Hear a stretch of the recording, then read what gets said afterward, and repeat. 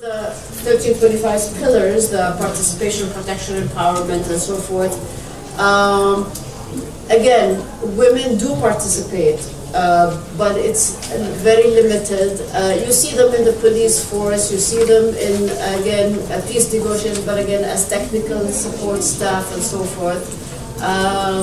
We're still behind in terms of the political, governmental decision to empower women to get there. I too applaud the fact that the room is full, and I'm very appreciative of those who are standing, and appreciative that everybody has taken the time to be here to listen to us. I think before I start, I cannot but agree with what Sarah has said, and then that is really a reflection of the Palestinian context as well. And Palestinian women, although historically, and this is part of my presentation, of course, and it's here for you, I'm not going to go through it all because it's a bit long, but I'll just share the highlights with you, and I leave the presentation for you to look at. I think historically, Palestinian women have played some role in the resistance to the occupation, even dating back to the period of 1948, following the so-called Nakba in Arabic, which is the 48 war resulting in the huge refugee crisis. It was natural for women to become socially involved at the time. It was also acceptable socially for women at the time to be part of the charitable work, the civil society work, the support for the refugees. However, it wasn't a decision made by the leadership at the time that women should be included. So this was not an agenda issue. This was not a feminist issue. It was social participation because the Nakba befell all Palestinians. There were a lot of female refugees as well, of course, as male and female. So there was a lot of support in that context. And the same continued to happen in the refugee camps, where women also played a role, but again, not in the political sense that we are speaking of concerning the language and the pillars and the agenda of 1325. 1325. I'm just getting it wrong, so bear with me. Sarah will correct me. It's just a number. I know words, but she will correct me the numbers. And the same also happened following 1967 war. More formalization, however, more awareness of women's issues as an agenda item. Nevertheless, it was not a political decision by the leadership to get women involved as women per se. But however, the situation that befell the Palestinians as a consequence to these successive wars led women to participate, and it became also socially acceptable at the time for women to join the resistance to the occupation and so forth and so on. So women did play a role at that level. I'm going to fast forward to the present day for a moment, and then we put things for you in the context of the resolution 1325. When the Palestinian Authority was formed in 1994, and we started adopting our legislation, we adopted the basic law, which is our constitution basically, then we adopted the election law and so forth. The basic law secured the rights of all Palestinians, so to education, to shelter, and so forth, these basic rights, freedom of persecution. So it applied to all members of society, including women. The election law gave a quota to women. I share, and then let me share also with you the fact that I don't know where I am with the slide, of course. I haven't a clue where I got reached. Here you go. But I'll leave it for you. There I am. It secured certain rights, and women also became ministers, joined the government institutions, professional associations like lawyers, doctors, and so forth and so on. And more women in civil society organizations, and they maintained, however, their charitable role and function. And again, this has been and continues to be until today the more acceptable role for women to play. Then we get to the negotiations. As a Palestinian woman myself, I've been involved, as Natasha mentioned, in negotiations since 1994. Most of us who have joined were there because of our professional capacity or as so-called technical staff. You have the administrative staff consisting primarily of women, and then you have the technical staff, involved in the technical committees of the negotiations, i.e. the support to the negotiators. How many of us have really, and although I have a title, I head the legal committee to the final status negotiations, am I a decision maker? And I tell you, no, definitely not. Is that right or wrong? I wish it were more. I wish I were more involved in decision making. But I think the structure of the negotiating team has not reached the level where us women have been able to move and allowed to break that glass ceiling in terms of becoming negotiators. None of us have been there we've been in the audience with respect to the witnessing of the agreements, but we have not been a witness. There are, I think, a couple of other women that have reached a more advanced level, and members of the PLO committees and so forth and so on. But again, the role remains limited and negligible. I think what also, we've made some inroads, and at the same time we have moved backwards, especially now with respect to the national schism between Fatah and Hamas. The Gaza Strip situation vis-a-vis women's issues has been really regressing, and the rights of women in Gaza are very grim. They suffer from two levels of, I would say, discrimination, if I may use that word. The number one is the fact that they share that, of course, with the males there and the children, the fact that Gaza remains under blockade and a siege of the worst order. So their humanitarian conditions are very, very difficult. And on top of that, we add the fact that the ideology that Hamas spouses too does not engage women in any way. So any progress that women made in Gaza alongside the women in the West Bank has regressed in terms of how they are treated. I'd like to also mention another fact.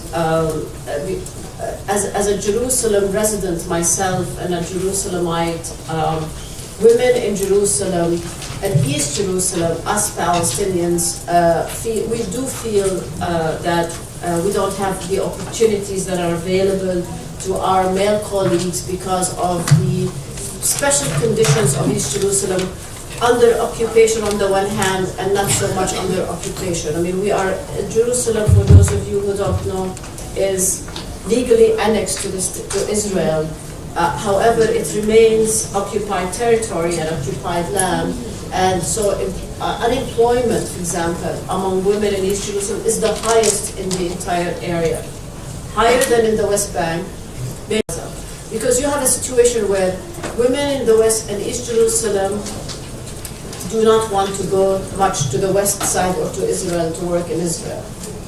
Women in East Jerusalem don't get to the West Bank, to Ramallah and the West Bank cities to work there because the opportunities are not so available. I mean, there's very high unemployment already in the West Bank.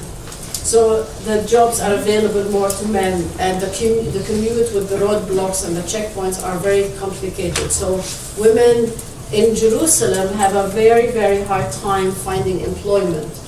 So they are underprivileged and underpaid and so forth and so on. So there are particular situations, scenarios, conditions, this is my point, for women in general. Now, if I were to again fast forward and move to 1325, formally the Palestinian Authority did adopt the resolution.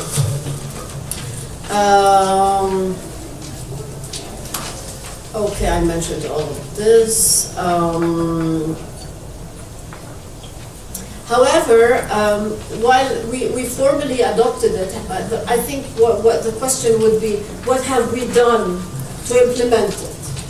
Have we adopted, have we created the national action plans, the national committees? Have we engaged civil society? Have we increased the participation of women in political decision making and so forth and so on?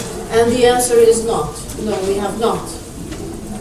Have we empowered women on their issues? Again, the answer, again, we as a Palestinian Authority, no, we have not.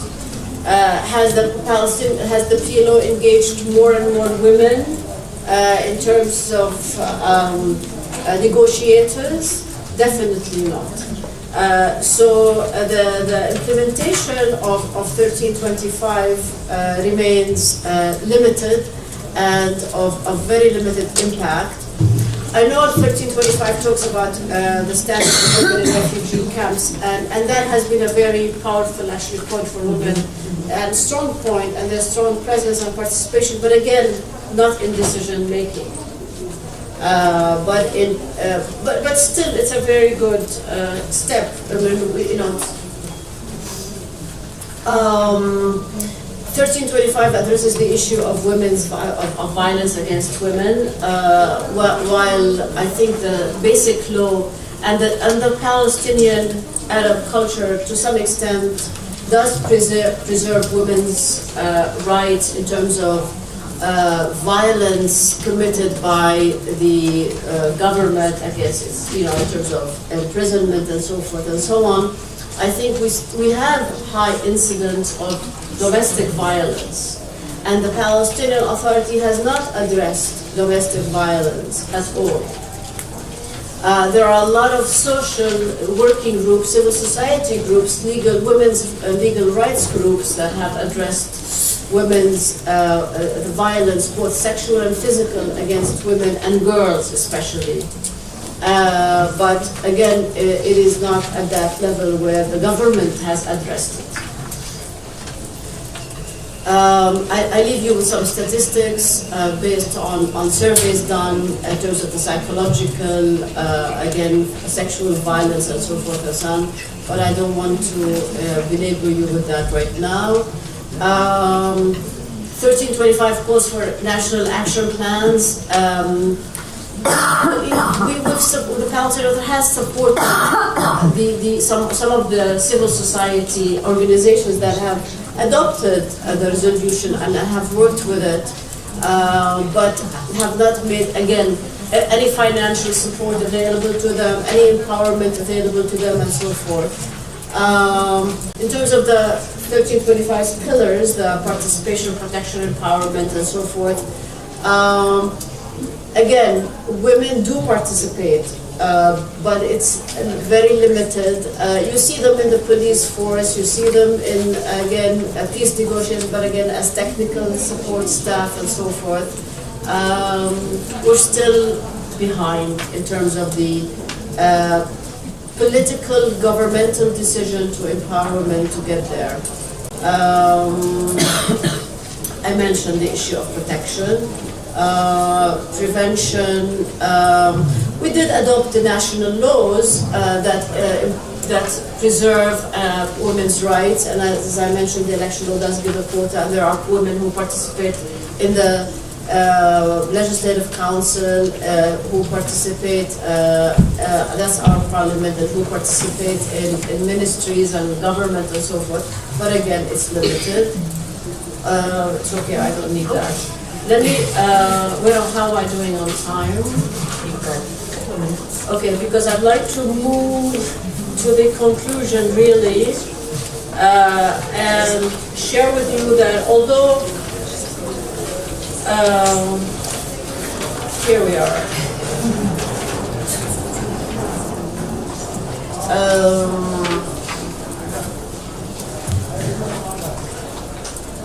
I think, as I would say, as a woman and somebody who's been involved as an attorney, as a practicing attorney, as a negotiator, as a founder of several organizations, a civil society, women issues are very much at the forefront of this in terms of discussion in Palestine. There's a lot of awareness. I'll tell you, when I established my law firm way back in 1997, I had a very low rate of keeping young male attorneys on board, because as a female head of a law firm, they were kind of shamed that they have a female boss. So, but the young attorneys understood that they were getting superb training, because I was really giving solid training. So my male trainees and the lawyers were very much sought after by other law firms and the government because of the training. But many of them did not stay on with the firm because, again, they were ashamed that they had a female attorney who was very tough, very rough, and would just give them a hard time and require very high professional standards. Today, they're staying with the firm. So my point is that over the last 20 years or so, there has been a change in terms of the attitude. There is, again, more acceptance and more support for women in business, women in different professions, but again and again, we have not been able to move forward and get involved in more decision-making at the political level. The government does not preclude, of course, women, professional women, but they don't support us, and they don't create the programs and the agendas for us. In terms of 1325, and I will end with this, I would say from a social gender perspective, the resolution has been of limited impact. But from a political national rights perspective, it has been more implemented and supported, and there's more awareness about it, because I think it goes hand in hand with our national struggle for freedom and for our own statehood and becoming a sovereign state. And thank you for listening.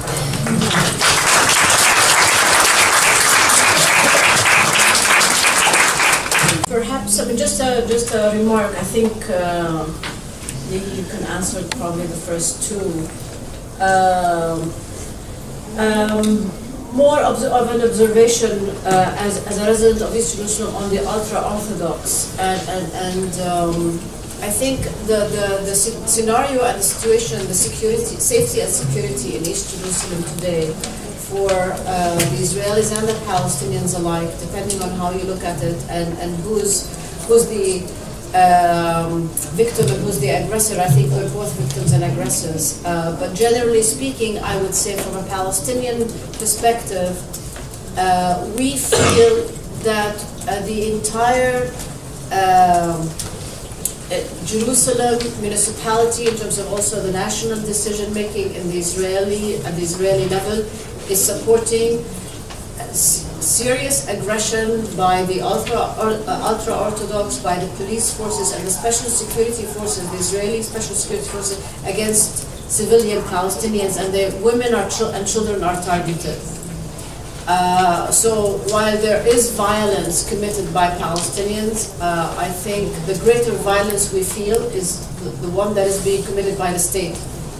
There is state violence against Palestinians in East Jerusalem. It is systematic, it's a policy, and there is undue process of the law. Where people are targeted, they are killed on the spot without due process and without a trial, without an attorney, and all of that is happening, and it is called self-defense. And I think that several video tapes have shown that there are actually no attacks, that no violence has been committed, no attack towards an Israeli has been perpetrated. So again, it's the state violence against the civilian population. In terms of the Palestinian mission here, I applaud that and I salute you. And I think I agree with you, there's more women participation in the decision making at the diplomatic level. We see Palestinian women ambassadors, and of course they are decision makers. So that's a very good start and a very good step, and I appreciate your sharing that with us. I think it's very inspiring what the ambassador just mentioned, and I cannot agree more. And I think this goes along with what Brenda has been saying, and actually with my concluding remarks. I mean, I think so long as we are under occupation, both men and women and children are not going to be able to realize our potential and move forward. So any discussion related to women in particular would not be even at that high level of an agenda item. So there's no two-way about it, but to become a sovereign state so we can act as a sovereign state, a recognized state, and realize our more basic political rights as a nation. In terms of the anti-normalization on women's issues in particular?